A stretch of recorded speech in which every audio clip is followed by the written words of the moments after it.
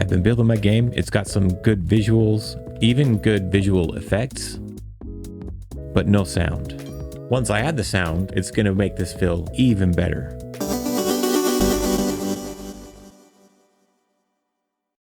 All right, we've all been here, and obviously if you're following along with my tutorial series, you know we've been here for a while. You're working on a game, you're developing your features. Now there's a temptation to really get the sound effects early. I've been skipping them for a bit, and so what I've got is I've got some nice functionality, some cool abilities that I feel like are going to be fun, but just really lacks the punch without that audio. Okay, so what I'm going to do today is I'm just going to review how I might make an audio pack. In fact, I'm going to be creating the audio that I'm going to use for my upcoming chapter of my Metroidvania Forge tutorial series. We're going to be using Bfxr to do so. We're going to make kind of a little suite of sound effects, and so you can get a sampling of how I might go about doing that for a full project. And then we'll bring them into our game, and I'll just show you. I'm not going to show you how to hook up the audio. That's going to come, you know, throughout the tutorial series, but I am going to show you the before and after, so you can really see and get a sense for it. Now, one note before I get over to Bfxr, audio is more than just a decoration or a window dressing. In many cases, it is the game juice or the important feedback that your player needs to know. You know, if an action is successful, did the hit land? Did it feel good? Was it heavy? Was it weak? Okay. And so it's important to keep those things in mind, because if you make, you know, for like when we land a hit on these dummies, for example, if the sound effect is too light and too little, it's going to sound weak. So we need something that fits the action and rewards the player. This is Bfxr. This tool's been around for a while. I'm going to include a link in the description to this page, as well as an itch.io page where you can download the desktop version of this. So this project evolved from some older projects. Different developers created tools to create some of these retro sounding effects. Bfxr is just one of the best, in my opinion, just because it's straightforward, it's simple, and it's fairly easy to use. I've been using the desktop Bfxr pretty much exclusively when I'm developing games. Today, I'm jumping in for the first time to this web version. It's newer. It's got a few differences. It's got some features that I really like, which is why I wanted to use it for the video. It's lacking a feature. You'll notice up here we've got the Bfxr and there's a footstepper. And this footstepper is new to the web version. In its place in the desktop version is like a mixer where you can mix multiple sound effects together. And I really liked the mixer, but you can do the mixing pretty easily with something like Audacity if you need to. And maybe there's mixing in here and I'm just not familiar with it yet. But here's what we're going to do. We're going to talk about what this is, how it works, and then we're going to make some audio for my attack and for the sound when it lands an attack, as well as maybe some jump and land audio for my player, so you can see how it works. Okay, so I want to create some new sound effects. I've got a create new sound effect option checked here, which means every time we click one of these buttons, it's going to create a new sound effect. So if we were to click on hit hurt, we get a new hit hurt sound. We could click it again and we'll get another one. We could do the same for jump. All right. And each time you click on one of these buttons, it's just going to create a random sound. And then up here, you can see the shape of the waveform. And you can see for this jump, it's a FM synth. This jump is a sawtooth, you know, FM synth again. And probably depending on the type of thing you click, it's going to alternate between a few different variations of those. But sometimes I like to turn off create new sound and just pick one. And then I can just click on anything I want. And you can see it's changed, right? So what I want to work on is a couple of these sound effects. Let's start with the jump. I'm going to remove a couple of these. But this jump, we'll work with this one. And you'll notice that every time we click something, it plays the sound, which is really nice. Anytime we change a setting, it'll play it. Okay. You can see the different type of sound each of these get. One thing that I really like about this version of Bfxr is this voice kind of wave pattern. I don't know what it actually looks like, but it sounds really good. And this is not an option in the desktop version. This is one of the features that made me want to do it on the web here. Okay, so for my jump, really for my character, I don't want a Mario sounding jump. I'm thinking I just want something like a whoosh of air. So the white noise might be a good way to go, right? Now, a couple things that you can do with the sound effect is, let's assume you like that white noise, right? I can just hit play. You can come in here and you could do something like lock that value. And then if we were to come in here and do something like mutate, it's going to kind of change these values, but it's not going to change anything that we've locked. And this is pretty close to what I do want. I want something kind of light and airy.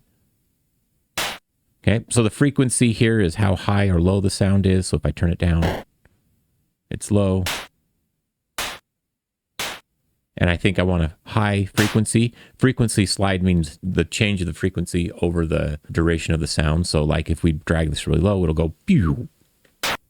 You could, obviously with the scratch, it's different. Let me change this to sine. Pew, pew. And if we drag it up like this, it goes up. I'm going to go back to my white noise.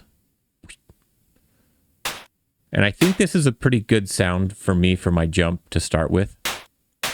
It's a little bit harsh, but there are other things we can change here. If this attack time is how quick the sound begins. So you can see if we drag this out, it's like a really slow introduction of the sound. Obviously, for something like a hit, an instant attack time is good. So I'm going to keep that on. Sustain time is how long the sound sticks around. Okay.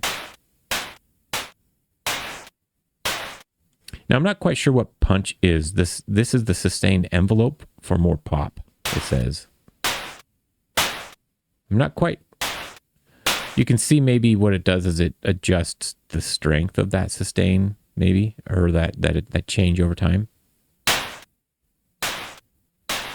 Less punch. Don't need a lot of punch. Don't need a lot of sustain on this one. Decay is like how quickly it fades out, or for how long it fades out, right? So this is like a really slow decay is going to fade out really slowly. I think the standard value here is pretty good for a lot of things, but for this jump, I need it to be quick and snappy. Okay, compression is going to adjust this waveform. Really, it's probably going to be good to keep it down here pretty low for most sounds. So I could come back to the frequency and kind of try and get this.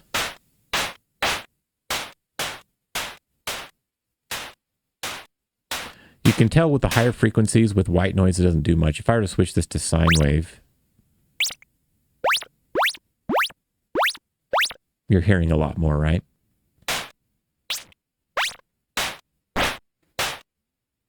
Okay.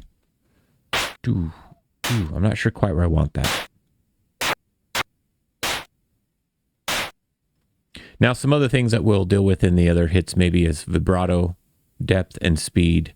And there's some other things that we can do down here, like harmonics is going to add extra layers or overlay the sound on top of itself. So it's kind of like a chorus kind of effect, multiple voices.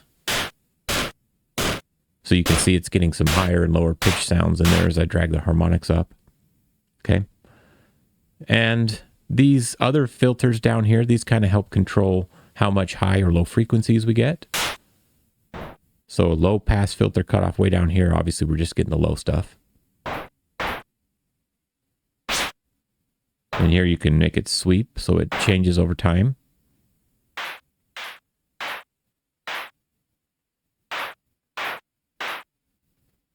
You know, now that I think about it, I would almost prefer more of a sweep kind of sound. So I'm going to say create a new sound. I'm going to unlock this. I'm going to try one other thing before I move on with this. I'm just going to hit jump. Okay, I'm going to turn off create new sound, and then I'm just going to keep clicking it or hit randomize. Whoa, that was a robotic slicing kind of a jump sound. Oh, I guess I'm just hitting randomize. I just need to hit jump. Randomize is just going to give me random junk. I think what I'd like to do is come over here and try my white noise and then randomize the jump. It's going to keep it on white noise.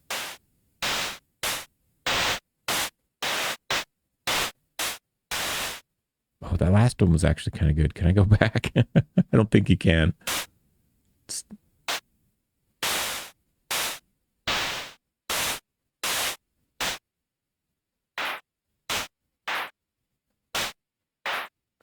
Okay, I'm not quite sure what I prefer, but I'm going to go ahead and I'm just going to come up here to, let's see, maybe my attack time. Let me just slow that down a tiny bit.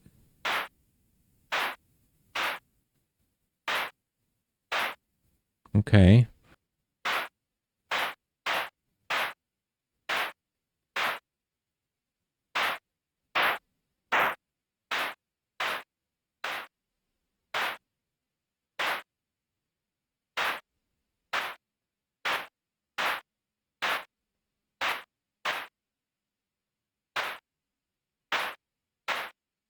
I mean, this almost sounds like a better landing sound effect at this point, doesn't it?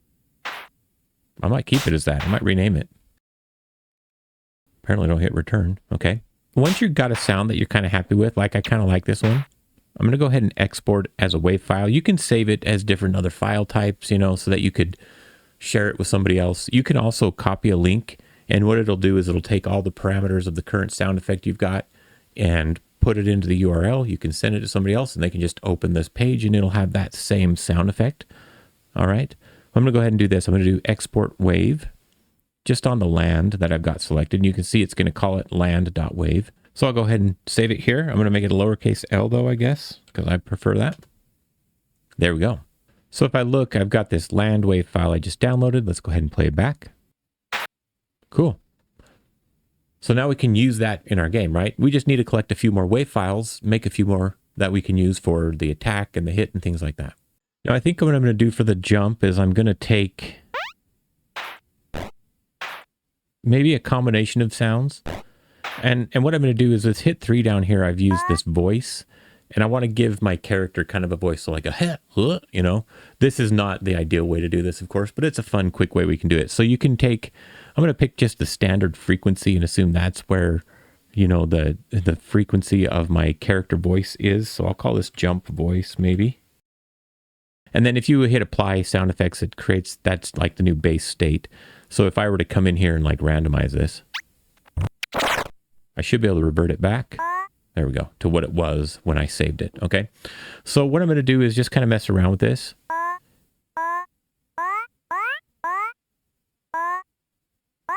I think going up to 2 notches on this frequency slide is a bit too much, so maybe right about here. It's kind of a fun sound. I don't know. I don't know that I'd love it for the game, but I'm just going along with this for now. And make it longer, shorter.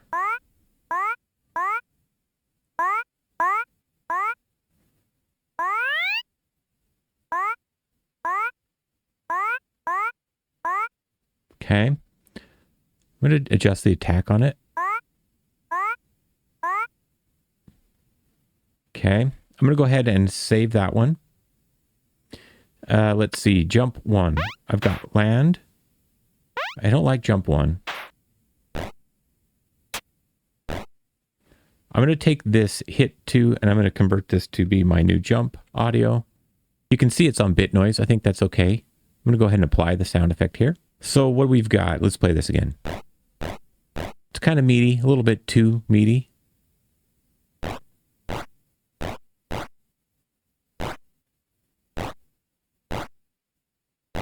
But that sounds kind of like a jump sound to me. I think if we combine those two, the jump and the jump voice, I think it'll sound pretty good. I'm going to go ahead and just apply that.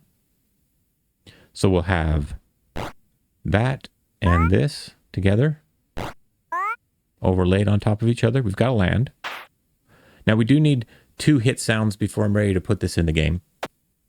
I think we need 1 hit sound. Obviously we could have a hit for when the player gets hit, which could use something like our jump voice, right? And then we need a hit for when like our weapon hits an object. I also want an attack sound, like this. In fact, this hit 1, this sounds like a good attack. Like a kind of a sharp swoosh kind of a sound, right? So I'm going to just take this and mutate it a little bit. Whoa.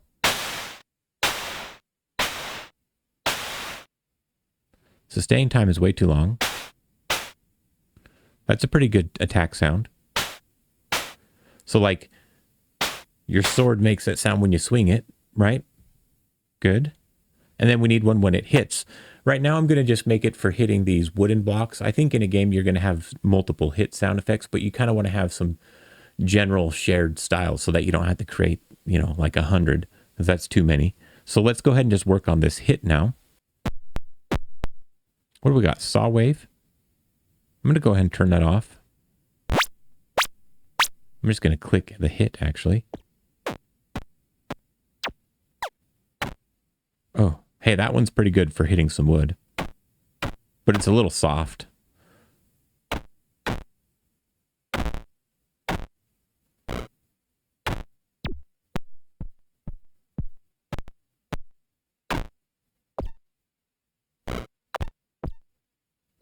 The white's pretty good, the white noise. The bit noise is oftentimes one that I like. I'm not loving it here, though. I don't know if it's because I need to change something.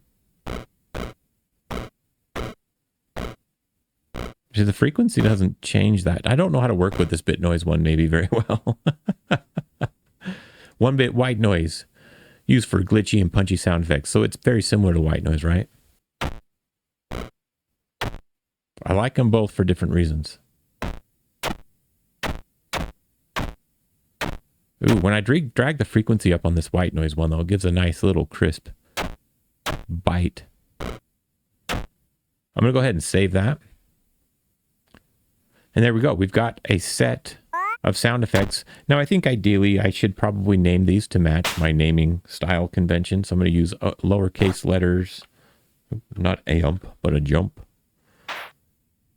Got land. And then we've got jump, voice, underscore voice. I think this is looking good. So there's this export all option. I'm going to go ahead and click that.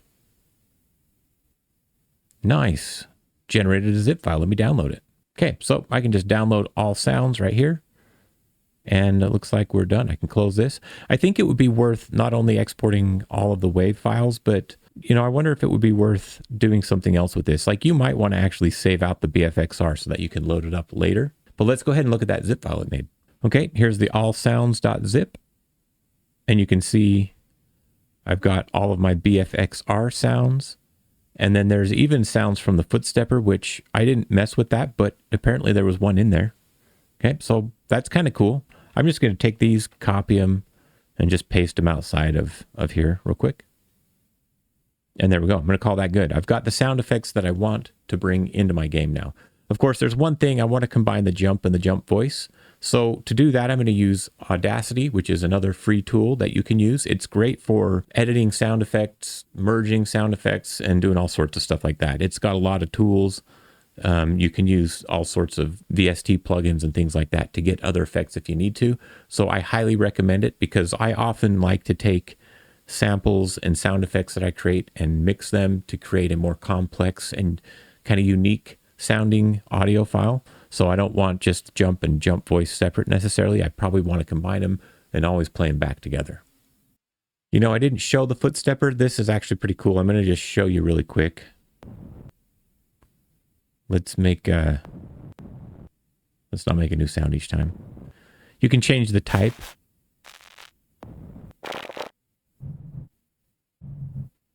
And then essentially you control the different, I think these are durations. Is that what they are? How hard? Okay, how hard does your heel strike the ground?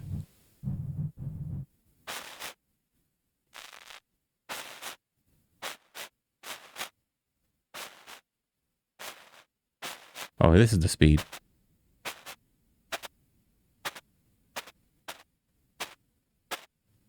These are really great footstep sounds. So if you want to do this, you can design one and then just get the different variations. I don't know if you'd want to use those, but that's pretty cool. That's a pretty cool tool that they've built into this. Never really messed with it before. But let's go ahead and hop over now to Audacity.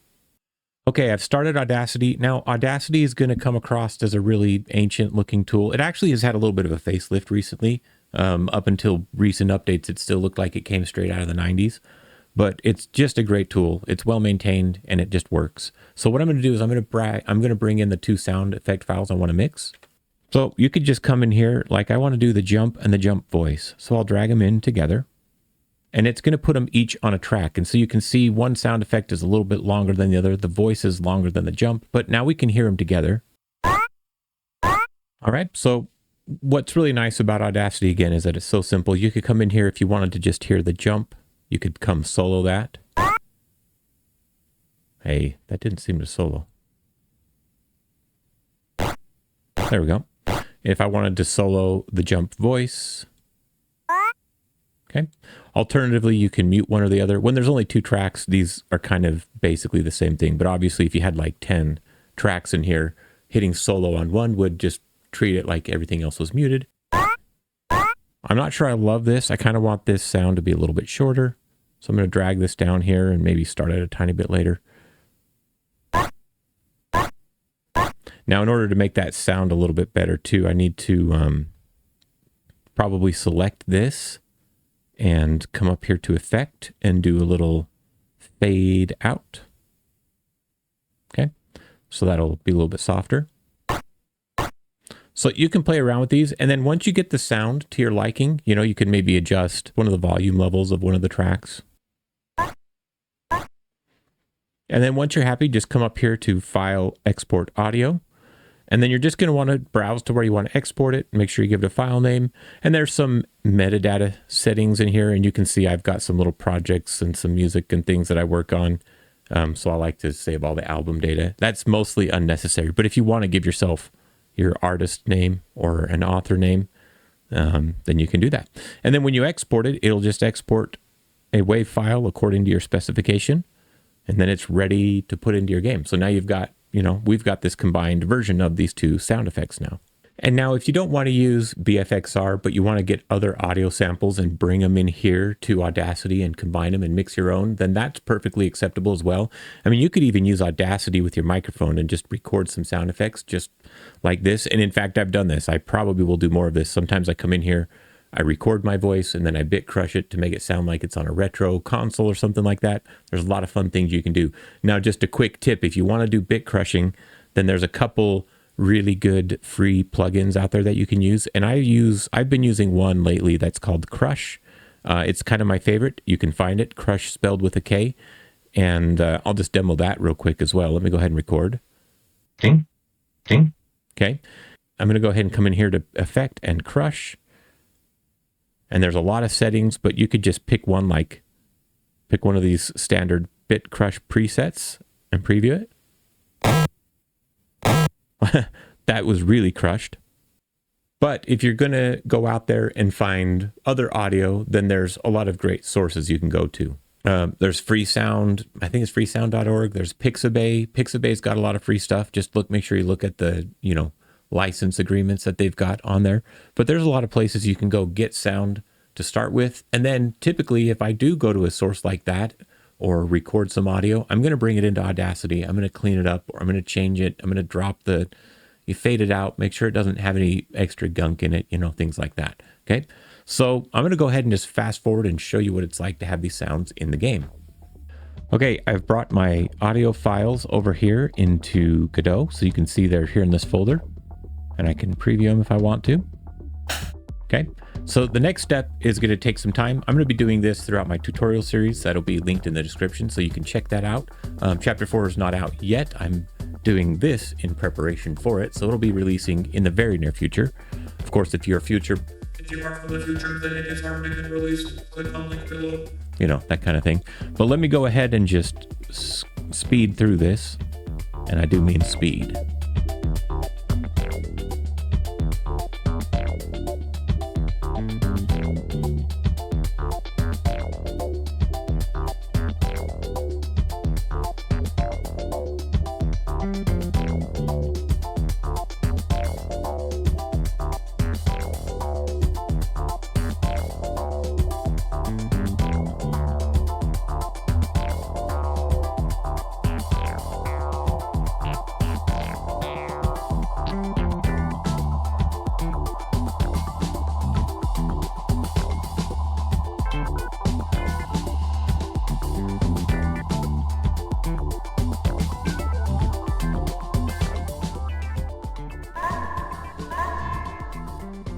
One sound hooked up, except I got major reverb going on.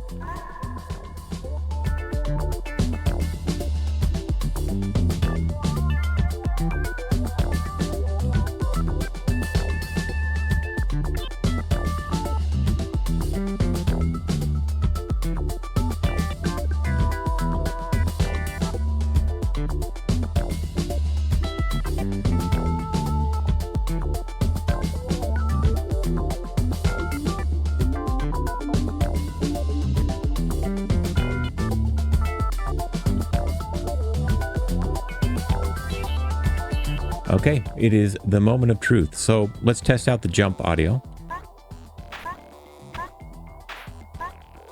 Yeah, I'm not loving it, I'll be honest, but it works, and it does add something to the game, right? So imagine replacing that with a slightly better sound. Now I think my attack's gonna work a little bit better, so let's check that out. Okay, good little swoosh of sound. Now I need to hit one of these dummies. I didn't hook up sound on my barrels yet. Ooh, there we go. Nice, nice and meaty. Of course, when I'm hitting two of them, it's twice as loud because I'm getting two audio effects on top of each other. Cool. That makes it a lot more fun to hit these guys, not gonna lie. So there we have it. Pretty awesome what a little bit of sound can do.